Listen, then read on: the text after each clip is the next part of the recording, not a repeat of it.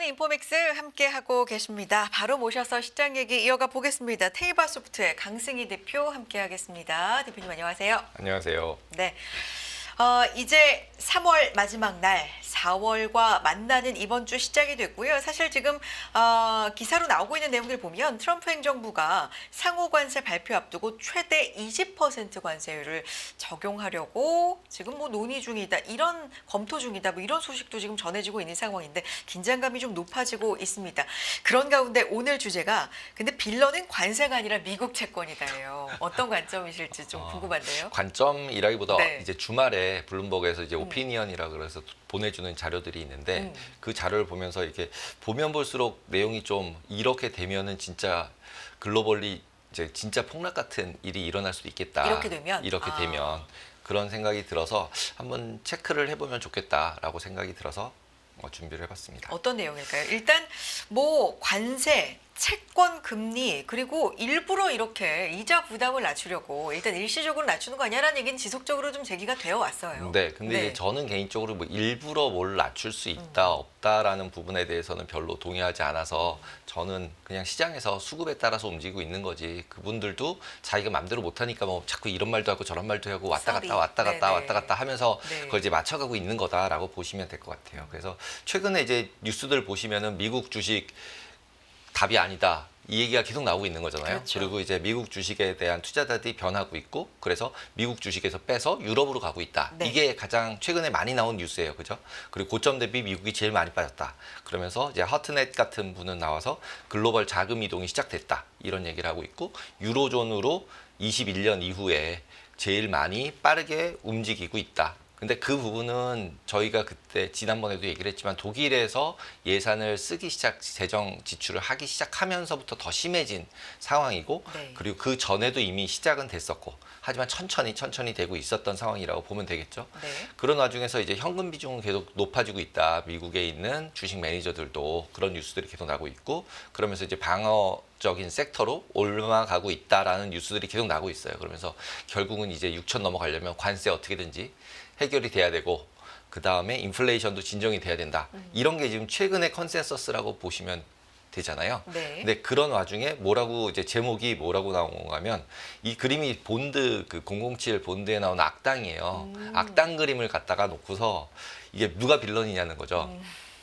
누가 빌런이냐 이러면서 나오는데, 결국은 근데 이제 본드 빌런이에요, 제목이. 네. 네, 본드 채권. 빌런. 네, 채권 본드 빌런 누구냐. 근데 이거를 과거로 딱 돌이켜서 생각을 해보면, 예전에 2000년대 중반, 2007년, 8년, 5년 뭐 이때 보시면은 그때 무슨 얘기가 있었냐면, 중국이 미국 채권 팔면 미국 금리 올라가고, 그래서 미국이 중국을 공격을 못할 거야, 이런 얘기가 있었어요. 근데 그게 벌써 이제 뭐 오래전 얘기처럼 생각이 들어요.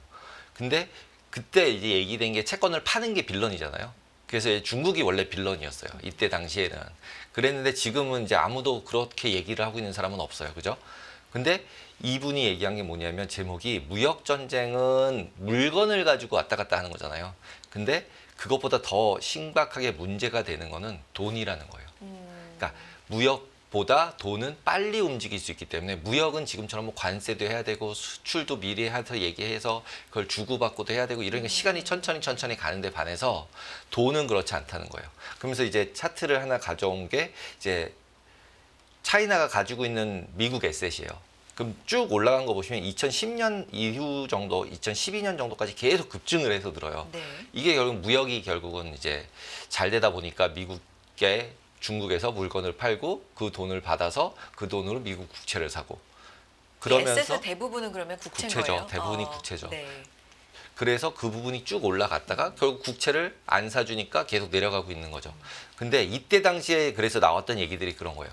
저렇게 계속 국채를 사다가 중국이 미국 국채를 팔면 미국 금리 올라가고, 그럼 미국이 장기 금리는 자기는 마음대로 할 수 없으니까 이슈가 생길 거야, 이러면서 계속 빌런이 중국이 빌런이었어요. 그랬는데 지금에 와서 생각을 해보면, 여기 보면 천천히 줄이고 있잖아요. 네. 중국이 굉장히 생각보다 얘가 이렇게 확 내려버렸으면 진짜 이슈가 생길 수 있지만 확 내리지 않고 아주 서서히 내려가고 있어요. 그죠? 근데 이 고점에 비해서는 그래도 많이 줄였는데 많이 줄였죠. 속도 면에서는 이제 천천히 왔다라는 그렇죠. 말씀이신가 거의 봐요? 10년 이상 거쳐서 천천히 네네. 왔죠. 빌런이라고 얘기하기 시작했을 때가 이제 2007년, 2008년, 한 2010년도 이후 정도였던 기억이어서 그러니까 10년 이상에 걸쳐서 왔다. 여기까지. 천천히 여기까지 줄여서 온 거죠. 이거를 갖다가 진짜로 문제를 일으켜서 할 거였으면 확 내려서 뭔가 싸웠겠죠. 그건 전쟁이죠. 근데 이건 전쟁을 싫어하는 모습이잖아요. 조용히 하자. 그리고 미국 이러다 보니까 결국은 미국 자산으로 독식되고 있는 구조에서 벗어나고 있는 거죠. 네. 중국 같은 경우는. 그래서 실제로 미국에서 순 국제 투자 포지션이라는 거 NIP라는 것을 이 뉴스에서 얘기를 해요. 오피니언에서 GDP의 80%가 마이너스예요. 순국제 투자 포지션이 뭐예요? 그러니까 외국인이 미국 자산을 보유한 거를 다 더해서 GDP의 몇 퍼센트를 외국인이 가지고 있어? 이걸 계산을 하더라고요. 네. 그래서 여기서 이게 쭉 차트별로 보시면은 2006년도서부터 외국인이 계속 미국에다가 투자를 열심히 하고 있죠. 그래서 네거티브로 80% 정도까지 GDP의 80%까지 이미 투자를 많이 하고 있는 상태다라고 보시면 되고 그런 와중에서 지금 계속 나오는 거는 또 미국 비싸다. 라는 얘기가 나오잖아요. 그러면서 어닝 올라간 건 43%인데 지금 마켓캡은 57 갔다가 54로 떨어졌다. 지금 좀 빠졌지만 그래도 갭이 너무 크다. 닷컴 버블 때보다 더 크다. 그래서 굉장히 고평가다. 이렇게 고평가가 된 이유는 외국인들이 들어와서 산 거다. 이런 쪽으로 지금 얘기를 하고 있는 거죠. 네. 네. 지금 그 중에서 뭐 일명서학개미, 네. 우리도 여기 들어가 있죠. 여기 들어가 있죠. 많았을 거고. 그보다 일본, 홍콩 전부 다 미국 주식밖에 안 한대요. 우리만 이런 게 아니라 지금 자꾸 우리가 뭔가 얘기를 할 때 보면 우리만 뭔가를 하고 있는 것 같잖아요. 그게 아니라 다른 나라 개인들도 우리와 유사한 행동을 하고 있는 거죠. 글로벌 트렌드이긴 네. 한데 우리는 조금 더 우리에 집중할 수밖에 없겠죠. 그러니까 그렇지만, 비슷하다는 거예요. 네네. 왜냐하면 10년, 20년 동안 계속 올라 버리니까 그렇죠. 자기네 나라 주식을 아무리 봐도 우리뿐만이 아니라 다 안 올랐잖아요. 근데 미국만 올랐잖아요. 그러다 보니까 결국은 미국으로 다 보이는 걸로 믿을 수밖에 없으니까 글로 지금 이선에서 가고 있다라고 보시면 될 것 같습니다. 네.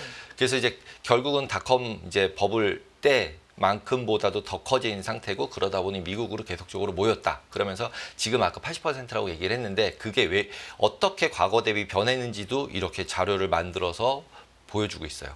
근데 그걸 보면서 더 깜짝 놀란 건 뭐냐면 네. 의외로 개인이 미국도 38%나 개인이 현재도 가지고 있어요. 이거 그림 지금 어떻게 봐야 돼요?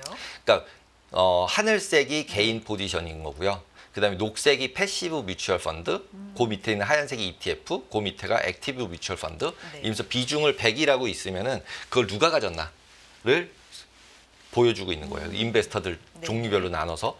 그래서 쭉 보시면 45년도부터 있어요. 그러니까 진짜 오래됐죠. 네, 이제 거의 네. 잘못하면 100년까지 갈 것 같은 기간인데 결국은 개인들이나 자본주의 주식시장이 커지 않았을 때는 쭉 올라가다가 미국 같은 경우는 70년대 이제 뮤추얼 펀드들 나오고 하면서 기관들 비중 늘어나면서 이 파란색이 커지죠. 그러면서 커졌다가 계속 줄어들면서 그 부분을 누가 채우고 있냐면 패시브 펀드랑 ETF가 채우고 있어요.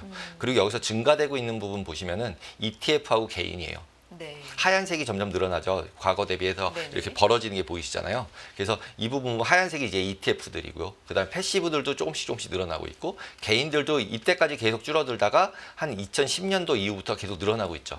예. 그래서 결국은 이 안에서 오너십들을 보면은 결국은 밑에 가서 여기 포린 인베스터도 18%로 늘고 있죠.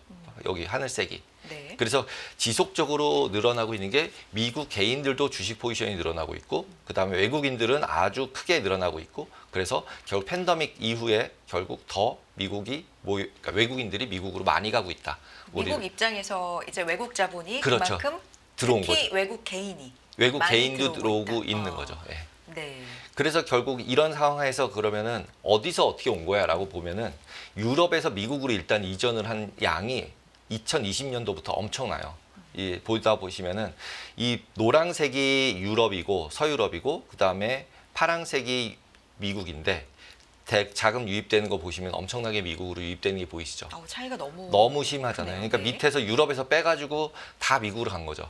거기다 이거는 이제 유럽만이고 이렇게 올라갔다는 얘기는 이 아래쪽에 아시아도 있고 나머지도 네. 다 있는 거죠. 그러면은 이거를 다 계산해서 보면 합산하면 똑같이 0일 테니까 이쪽 돈을 빼서 이쪽으로 가는 거니까 지금도 결국은 저희가 계속 생각해야 될 건 돈이 뭐 현금도 어느 자산이라고 보면은 현금을 빼서 뭐를 가던가 미국에서 유럽으로 가든가 미국에서 중국으로 가든가 이렇게 바꾸는 거잖아요. 가지고 있는 거를. 그 기준으로 보시면 지금 반대편으로 가고 있는 거고 여기까지 올라간 거고 지금 유럽 같은 경우도 여기 끝부분이 살짝 돌았어요. 살짝 상승으로. 여기 보면 네, 요 약간 끝부분 미묘하게 노란색이. 네, 노란색이. 네. 네, 그게 지금 이제 최근인 거예요. 네. 그러면서 지금 유럽으로 팬데믹 이후에는 처음으로 자금이 이전하고 있다. 이런 걸 얘기하고 있어요. 그러면서 미국으로 돈이 왜 이렇게 몰렸냐라는 네. 부분에 대해서 5대 구조적인 요인이라고 설명을 해주고 있어요. 네. 그게 뭐냐면 상대적으로 인구가 좋다. 인구의 우위가 있다. 그래서 취업 가능 인구가 그래도 미국도 감소하고 있지만 다른 나라랑 비교했을 때는 비교도 안 된다. 그다음에 산업 구조 자체, IT 기업들, AI 기업들 이런 것들이 애플, 뭐 구글 이런 게 있는 나라가 없잖아요. 그래서 그런 거를 비교하면은 구조적으로 강점을 가지고 있다. 그리고 이런 나라는 소프트웨어 기업이기 때문에 마진율이 너무 좋잖아요. 자동차나 뭐 이런 거 만드는 거 대비해서. 제조에 비해서. 네, 제조에 비해서 마진율이 네. 너무 좋은 금융, 뭐 IT 이런 거 다 가지고 있잖아요. 솔직히 다 뭐 패권이라면 패권이고 기술 패권도 솔직히 미국이 다 가지고 있다고 볼 수밖에 없잖아요. 저희가 뭐 삼성전자가 있다고 하지만 안드로이드는 뭐 미국 거고 그다음에 이제 공급망도 되게 다른 나라 대비 안정적이다. 전쟁 날 일도 별로 없고 그리고 자국에서 뭔가를 할 수 있는 부분들도 되게 많고 근데 이 부분을 흔든 게 코로나였던 것 같고 코로나 때 결국 진짜 마스크도 없네 휴지도 없네 이렇게 되다 보니까 제조업을 다시 강국을 만들겠다는 게 이때부터 시작된 이슈들이라고 볼 수 있을 것 같고요. 그리고 내수 시장도 제일 크죠. 왜냐하면 소비로 이제 뭐 그 경제를 이끄는 나라니까 자기네는 돈 찍어서 밖에다가 주고 그 다음에 상품들을 받아서 자기네는 소비만 주로 하고 있는 거잖아요. 그 다음에는 기축통화 가지고 있고 근데 이렇게 5가지가 미국으로 돈이 몰리는 가장 큰 요인들이고 모든 사람들이 많이 알게 된 거죠.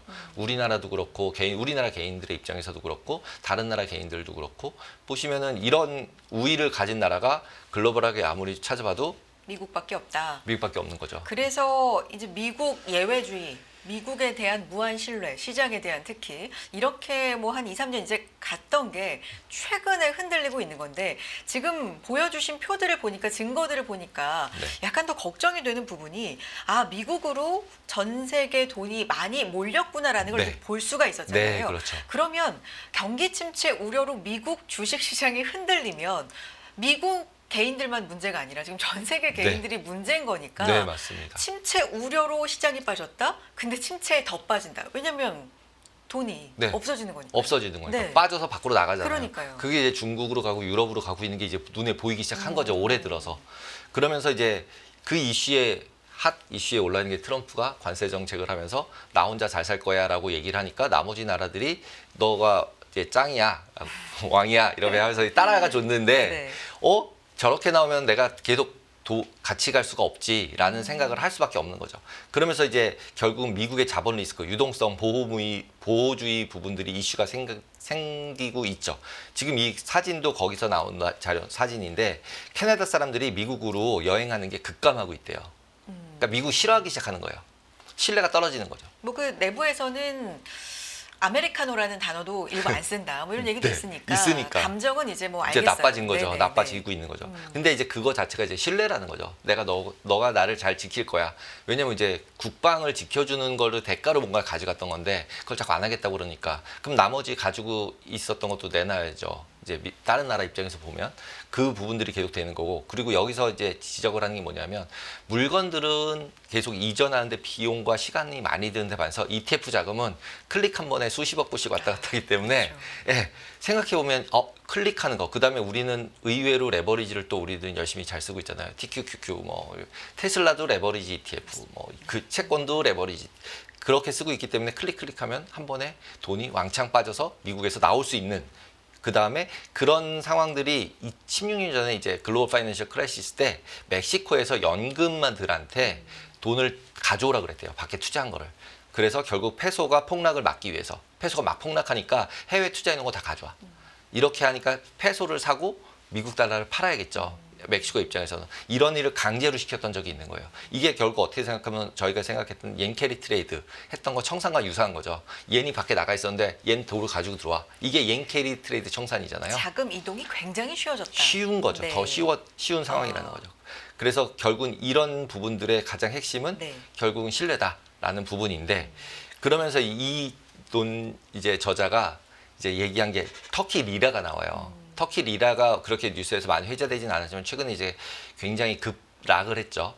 이제 정정 불안이 되면서 시장이 체포되고 정치 불안되고 이러면서 시위 확대되고 이러면서 결국은 리라 환율 급락을 해버리고 그거가 이제 과연 외환 개입도 엄청 많이 하고 이런 상황인데 그게 여기에 왜 쓰여졌을까라고 생각을 해보면 이 저자는 미국에 대해서 약간의 경고를 하고 있는 거라고 생각이 들어요. 제 생각에는. 미국의 미래가 저렇게 될 수도 있어. 왜? 정치적으로 양극화시키면서 글로벌 정치를 지금 양극화시켜 놓고 있는 거잖아요. 그러다 보니까 글로벌하게 결국은 그 신뢰를 붕괴를 시키면 그럼 미국에 있는 자본이 이탈되고 나면은 국채를 매도할 수 있는 상태가 돼버린다는 거죠.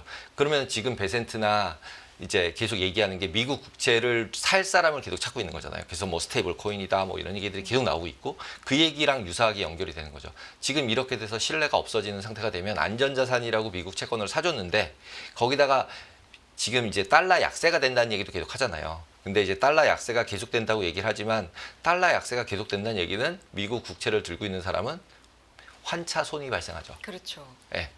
그러면은 내가 가지고 있는 게 환차 손이 발생하네. 미국 국채 뭐 5%라 그래서 샀는데 환율 5% 빠지는 건 금방 가잖아요. 네. 그러면은 어떻게 할까요? 또 그것도 팔아야 되겠죠. 그러니까 이게 지금 계속 얘기하고 있는 뭐 달러 약세로 전환될 수 있다 뭐 이런 얘기들이 그렇게 쉬운 얘기는 아니라는 거죠. 왜냐하면 달러 약세로 전환됐다면은 국채를 투자한 사람들은 손실이 미국 국채에 투자한 사람들은 환차 손이 발생을 하고 환차 손이 발생을 할 경우에는 이자라는 게 별로 큰 의미가 없고 그래서 FICC라고 불리우는 게 이제 그 부분들이 다 연결이 된다는 거죠. 그래서 이 미국의 신뢰가 분해가 된다는 거는 굉장히 어렵다. 그리고 이제 그 터키 얘기를 들면서 결국은 이 신뢰를 회복하고 이 부분을 해결하기 위해서 터키는 어떤 일을 했냐면 결국 고금리 규제 완화를 하고 있어요. 대출 금리가 지금 46%래요. 그래서 46%를 연말까지 150bp를 낮추고 뭐 7월 달에 금리 인하하고 해가지고 연말에 금리를 35%로 맞추는 게 목표래요. 근데 인플레이션이 30%래요. 그러니까 인플레이션이랑 금리랑 빼면 5%니까 비슷한 거죠. 또. 딴 나라들이랑. 그래서 결국 인플레이션과 금리는 연동돼 있다는 걸 또 확인할 수 있고 근데 이런 상황에서 생각을 해보면 공매도 금지시키고 자사주 매입 포용하고 뭐 이걸 터키도 하고 있어요. 열심히. 그래서 리바운드를 했어요. 지금 스탁마켓은 주식시장은 터키도 찍고 3월 20일 이후에 찍고 올라가고는 있어요. 근데 과연 이게 회복이 되는 거냐 계속. 근데 이 뉴스들을 딱 보는데 전 IMF 때가 생각이 나더라고요. 그러니까 저는 그때 이제 은행을 처음 들어가서 이제 보는 시기였기 때문에 뭐 여기 나오는데 우리나라 그 IMF 때랑 느낌이 비슷한 거죠. 대출금리 막 올라가고 막 환율 막 망가지고 그다음에 주식 폭락하고 그거 환율 방어하겠다고 막 이제 국가가 돈 모아가지고 펀드 만들어서 주식 사고 이랬던 생각이 나면서 비슷하네. 근데 이 부분이 결국은 이 저자도 미국한테 하고 있는 얘기라는 거죠. 이게 이 너네가 계속 신뢰를 잃을 경우에는 이런 상황이 발생할 수도 있어. 그래서 미국 급감하고 트럼프가 계속 보호주의 강화하고 이러면 외국인 투자 위축되고 외국인 투자 위축되면은 과거에는 본드 빌런이 중국이었는데 네. 지금은 전 세계 레버리지로 투자하거나 한 투자자들이 다 빌런인 거죠. 그걸 다 팔 수 있잖아요. 그때는 중국만 가지고 있었는데 그리고 중국이 빌런이라고 생각했는데 중국은 과거에 봤더니 아주 살살 팔면서 조정을 해서 내려왔고 근데 개인들은 우리는 팔면 바로 팔잖아요. 그게 모여져서 팔기 시작해서 컨센서스가 생기기 시작하면 바로 팔겠죠. 그렇기 때문에 지금 또 모든 사람들이 미국 채권 사라고 난리잖아요. 예. 그래서 펀더멘탈하게 보면은 배분 형태로 미국 채권을 가지고 있는 거는 저도 좋다고 생각을 해요. 그리고 그게 저는 거의 답인 것 같아요. 뭐 이렇게 방향을 항상 맞춰가지고 수익을 계속 내겠다라는 건 되게 어려운 얘기고 잘하시는 분만 할 수 있는 일이고 일반적으로는 결국은 자산 배분을 잘 해놓고 위험 자산과 안 위험한 자산에 과에 이제 뭐 여러 가지를 비교해서 잘 배분을 해놔야 그나마 올라가는 거 내려가는 게 섞여서 내가 자산을 지킬 수 있지 이걸 다 채권, 이걸 다 금, 이걸 다 비트코인 이런 식으로 접근을 하면은 굉장히 어렵다. 왜냐하면 특히 지금 같은 경우는 의사결정하기가 되게 어렵잖아요. 한 방향이 아니잖아요. 트럼프가 말할 때마다 바뀌고 베센트가 말할 때마다 바뀌고 그다음에 또 카나다랑 미국이랑 관세 전쟁 하면서 또 바뀌고 이 계속 바뀌고 있는 상태이기 때문에 이걸 뭐 예상할 수 있는 상황은 아니기 때문에 근데 여기서 가장 베이스에 깔고 싶은 거는 이게 미국이 신뢰를 잃으면 이라는 가정이 진정한 이제 블랙스완이겠구나. 1분기 정리하면서는 이번 1분기에는 미국이 혹시나 네. 신뢰를 잃어버리면 잃어버리면. 이게 조정이 아니라 좀 네. 길어진다면 길어지고 네. 깊이도 지금 한 10% 정도 온 건데 더 20이나 30 네. 레벨까지 갈 수 있다. 상승 추세라면은 S&P 기준으로 봤을 때 한 10%나 12, 3%는 항상 빠졌다가 갈 수 있으니까 지금 정도에서 반등을 하면 땡큐 싸게 샀어 이렇게 갈 수 있는 시점이라면 뭐 세일이었지만 네, 세일. 네. 네. 뭐 현금 비중 잘 유지했으면 다시 조금씩 사면은 다시 반등하면 되니까. 근데 여기서 이런 신뢰가 무너지는 상태가 무역 관세 때문에 계속적으로 생긴다면 이거는 여기가 끝이 아닐 수 있는 상태이기 때문에 우리가 더 주의해서 봐야 되지 않을까라고 생각이 듭니다. 1분기 우리가 박앤세일 기간을 겪은 것일지 아니면 조금 더 깊게 네. 이 조정이 아니라 하락장으로 좀 변할지 2분기 맞이하면서 좀 봐야 될 것 같고요. 저희 방송 시간 통해서 사실 미국 얘기하고 그 밖의 이슈들이 상당히 많기 때문에 이 터키 말씀하셨던 얘기를 좀 잘 안 했었는데 이 달러 리라 환율이 지금 달러 대비 리라가 역대 최저치를 경신했죠. 주말 사이에. 네. 이 부분도 약간 좀 한 주 동안에 봐야 될 부분일까요? 이제 봐야 될 부분이고 어떻게 보면은 IMF 때 우리나라 이제 2,000원 가고 네. 이랬을 때가 저점이었잖아요. 네, 네. 이것도 거꾸로 생각하면 터키나 이런 다른 나라에서 한번 이제 저런 이벤트가 미국 때문에 일어난 건 아니겠지만 자금 때문에 일어난 게 아니라 정정 불안이기 때문에 좀 얘긴 다르지만 네. 실질적으로 일어나는 행위들은 비슷하잖아요. 고금리로 네네. 올라오고 주가 폭락하고 다 비슷하잖아요. 그렇죠. 그래서 그렇게 된 이벤트들이 다 발생을 한 게 저점이었으니까 지금이 오히려 저점일 수도 있어라고 생각할 수도 있다는 거죠. 투자 포인트로 네, 보면. 네. 근데 아까 네. 보여드린 차트처럼 네. 미국의 밸류에이션 자체가 싼 밸류에이션이 아니니까 다들 이제 고민을 하고 있다. 그러면서 분산을 하고 있으니까 우리도 분산을 좀 해봐야겠다라는 생각입니다. 뭐 미국 우리 일정은 많이들 아실 텐데 이 튀르키예 상황까지 네, 또 좀 우리가 튀르키예까지. 보면서 리라 같이 뭐 이런 부분들 좀 주목해 보겠습니다. 오늘 여기까지 들어야 될 것 같아요. 네. 테이마소프트의 강승희 대표 함께했습니다. 고맙습니다. 감사합니다.